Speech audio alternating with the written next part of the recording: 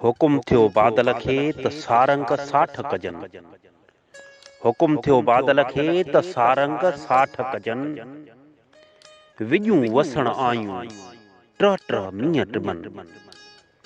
जिन महागो लही मेड़ियो सेथा हथ हणन। पंजन मंझां 15 थिया ईअं था वरक वरन। ॾुकारिया ॾेह मना शाल मूज़ी सभु मरन।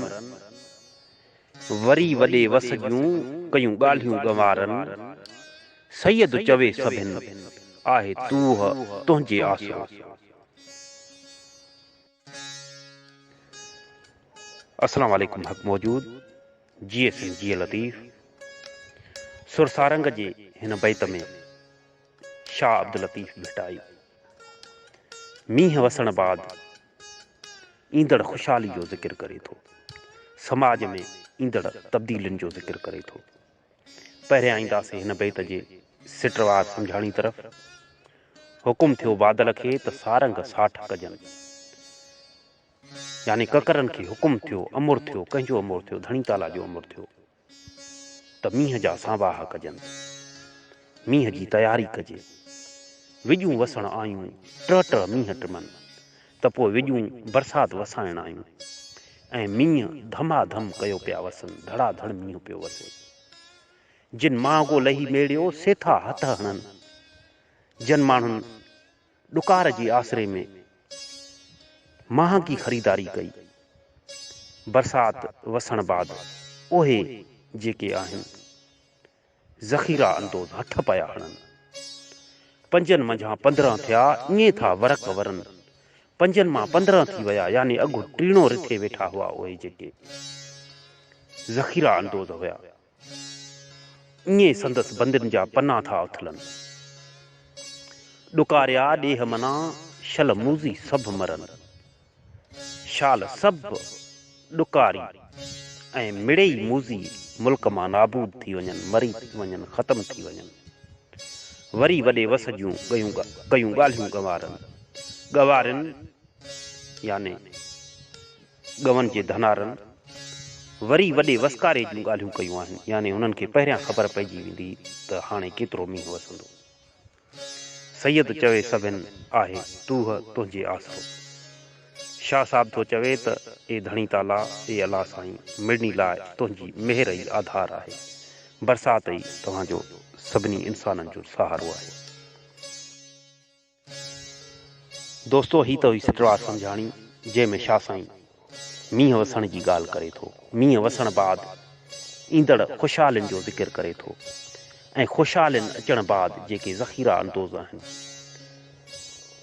उन्हनि जा जॾहिं मुंहं लही वञनि था, उन नक्शे खे चिटियो आहे शाह साईं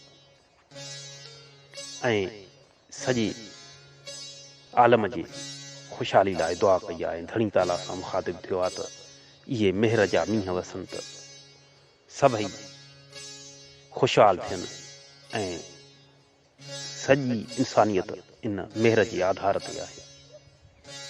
दोस्तो, हिकु ॻाल्हि जेका वाज़े आहे त बरसाति वसण बाद खुशहाली ईंदी आहे। छो जो जॾहिं बरसाति वसंदी आहे त जेके ज़मीनूं आहिनि, जेके फसल आहिनि, उन्हनि जे एवरेज में वाधारो थींदो आहे। एवरेज में कीअं वाधारो थींदो आहे? जीअं मौजूदा दौर में भाण जो बहरान हले पियो। जीअं हिन बैत में ज़िक्र आहे त पंजनि मां 15 थिया ईअं था वरक वरन। जन महांगो लही मेड़ियो सेथा हथ हणन। पहिरियां इन ॻाल्हि ते ॻाल्हाईंदासीं त पंजनि मां 15 थिया ईअं था वरक वरन। जेके ज़ख़ीरा अंदोज़ आहिनि उन्हनि भाण ज़ख़ीरो कयो ऐं 1800 वारी ॿोरी 3200 में पे खपायूं। इन खे चइबो आहे पंजनि मां 15 थिया, यानी टीण ते खपाइनि।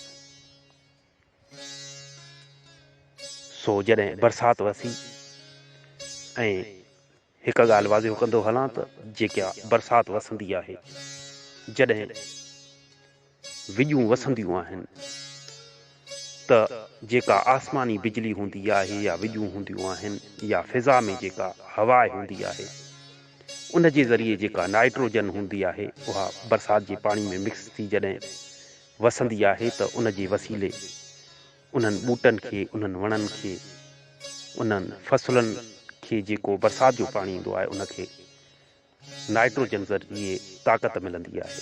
जीअं त यूरिया भाण में बि 40-46% नाइट्रोजन हूंदो आहे, ईअं बरसाति में बि ॿुधाइनि था त के 20-25 या 30% बहरहाल जेतिरो बि नाइट्रोजन हूंदो आहे ऐं उन ज़रिए उनखे ताक़त मिलंदी आहे। ऐं इन जो मुशाहिदो मूं पाण बि कयो आहे। हीअ जेका बरसाति वसी वई कल्ह 3 ॾींहं, इन खां पहिरियां जेको कणिक जो फसल हो उन में एतिरी साबक न हुई, एतिरो वणंदड़ फसल न हो।